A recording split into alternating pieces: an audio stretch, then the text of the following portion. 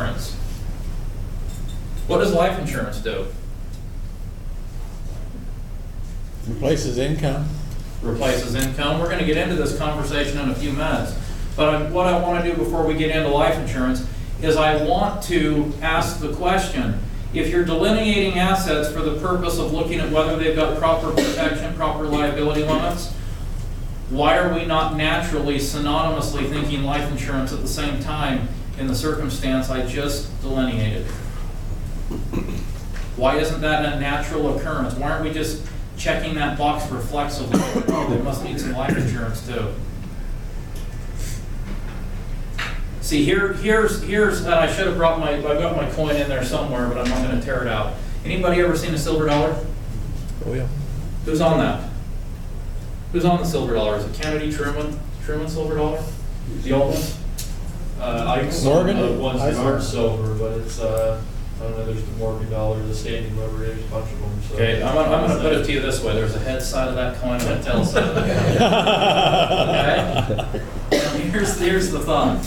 If you got a silver dollar, and I just toss it down there at you, catch it figuratively, you just caught the silver dollar, Hey, he watch out, took it sir. from you, it's in your pocket, pull it back out, pull that silver dollar up. I'm now going to give you some parameters. I want you, with your chips and salsa or whatever you have at your disposal, I'd like you to separate the heads from the tail side of that coin without devaluing or defacing the currency. You've got 30 seconds, go. I'm lost here. 30 seconds, you didn't get the job done.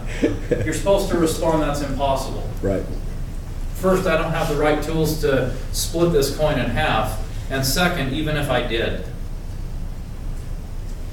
you told me that the parameter was I couldn't deface or devalue the currency. What happens if you cut the coin in half? If your tool's that precise? You devalue, deface it. You deface and devalue the currency. The only way that you can actually do what I've asked you to do and the parameters I've just given you is to tell me it can't be done, it's impossible. Right. Correct? Correct. So here's my question. Why did I just go over this with a silver dollar? Because a lot of you, and I'm included in this boat, I told you I was going to singe your eyebrows a little bit today.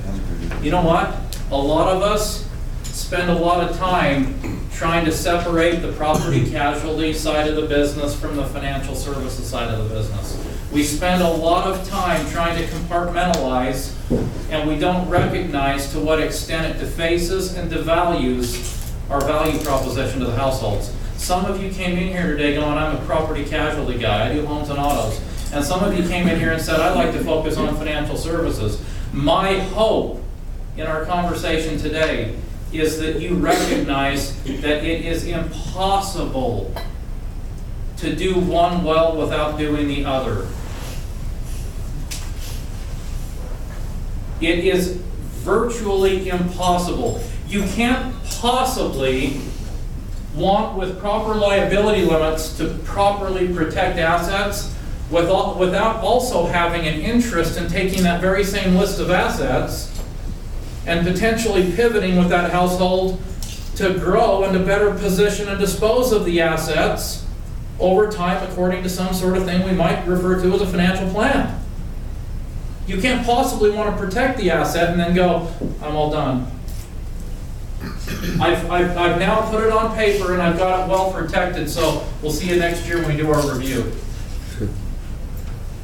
Folks, that sounds stupid.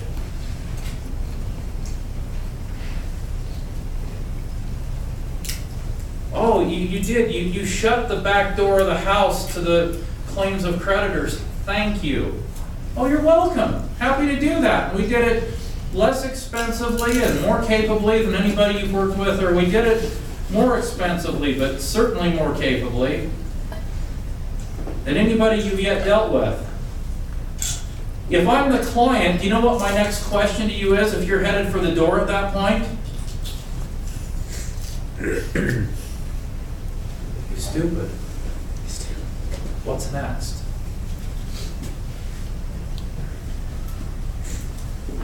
You can't just leave here having you shut the back door.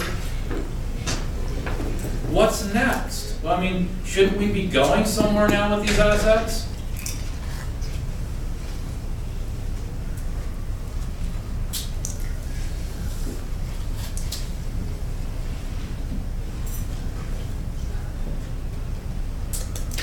You guys aren't getting into some of the most fundamental stuff. You can't believe you've come here today to listen to stuff this fundamental. But I'm asking the question, how do you do it? How do you credibly separate property casualty and just kind of keep it in a box over here and say, I just don't do any of that financial services stuff. Not for me. And then how do you expect to retain that business when anybody worth their weight in anything, guacamole or otherwise, is able to say, boy, we've done a pretty good job now protecting those assets and making sure you have proper limits prescribed. And what are we doing with those assets? How are we positioning those most effectively moving forward to meet your objectives?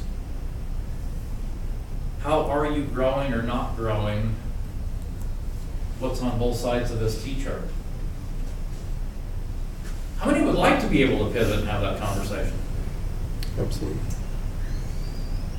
Then I'll invite you, if you want to become extra special on the financial services side of the coin, if you want to add all kinds of value and increase the sort of introductions and referrals that are coming on a regular basis, my suggestion to you would be get lots better at being the risk managers you're supposed to be. And that means delineating assets and protecting assets. It doesn't mean talking autos and homes. It means delineating and protecting assets. The only reason I care about the piece of crap outside that rusts to death, or the home that is what it is because that's how it's configured. That's how my liability limits, that's how my asset protection is configured. It either goes with a homeowner's policy or an auto policy, correct? It's the only reason I care about the auto and the home. Now it's good, people get warm fuzzies when you talk about making sure their house is protected, that's good. People like to know that their car is covered and they've got rental car coverage and stuff for windshields if they break, and that's cute, but what am I really doing? Now let me back up. If I really am getting this intense with you folks about having conversations about protecting assets, what is that doing if I'm actually having that conversation effectively with that educator? What are you doing there by default in getting it right on the people? You're caring. And are they gonna, if you're talking in terms of asset protection full-time instead of homes and autos, the reason we review these policies is to make sure that your assets aren't in the trunk with you every time you pull out of the driveway and exposed to the claims of creditors if you get in a wreck. And you're talking assets instead of homes and cars. Guess what happens when you continue to talk about the assets? Natural segue, I guess. You're their guy protecting the assets. Why wouldn't you be capable of growing them or repositioning them or helping them as well? The world we live in a multi-line sense, is the world of assets.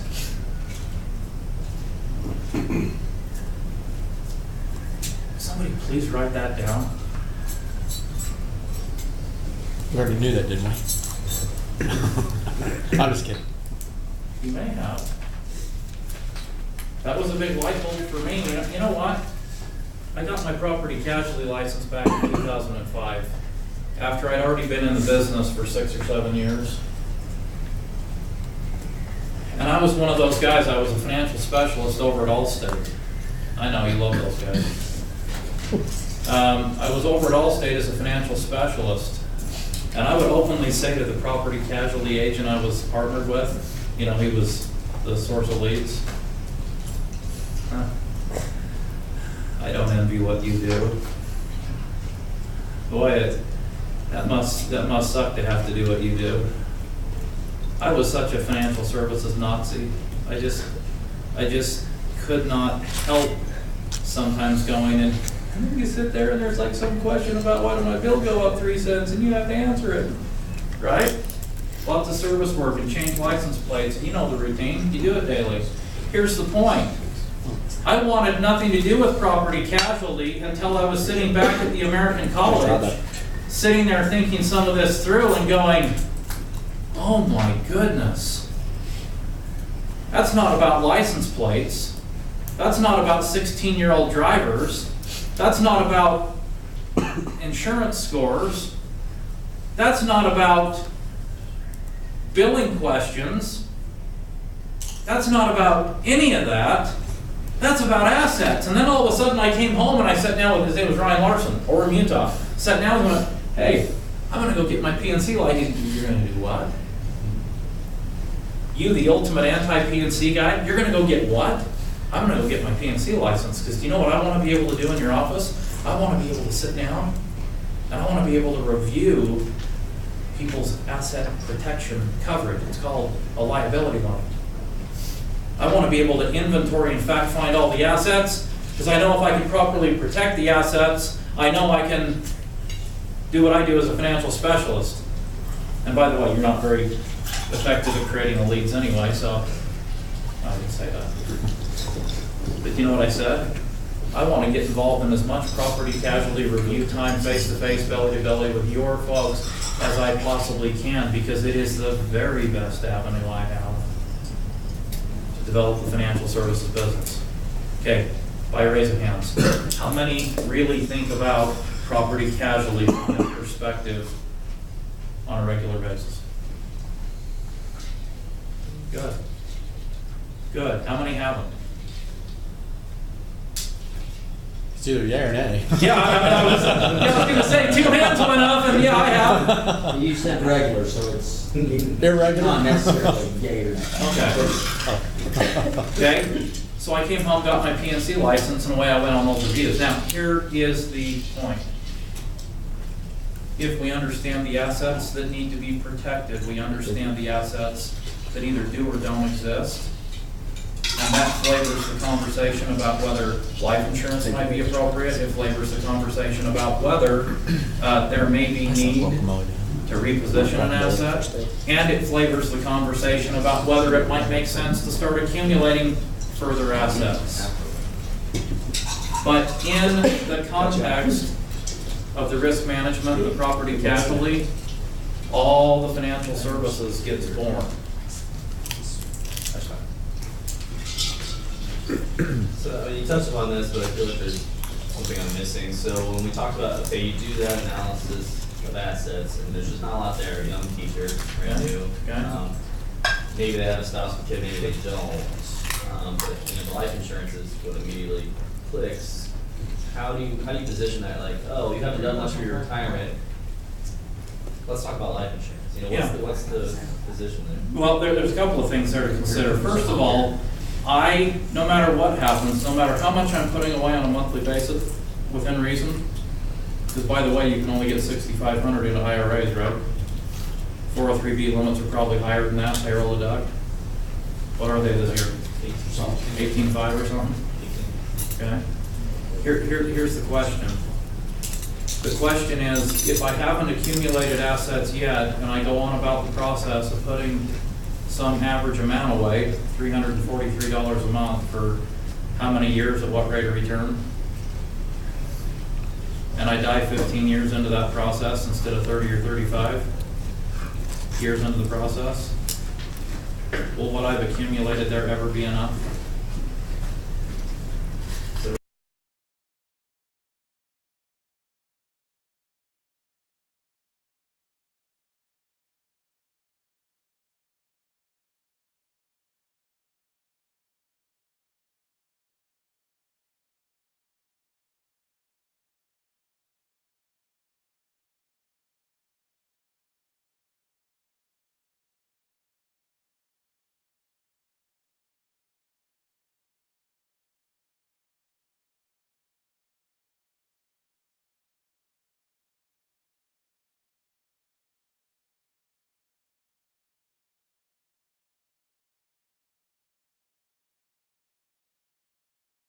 how I feel I failed them by having only $1 million in coverage in place. We're gonna go through that a little bit, but where I'm going is that this last fall, we're going to sit down and think about maybe replacing those term products with some other term/permanent products. And they called that off. They didn't delineate. They were starting to think they had some health concerns. They kept that fairly private until 4 or 5 months down the road. But they discontinued the process of looking into that with me because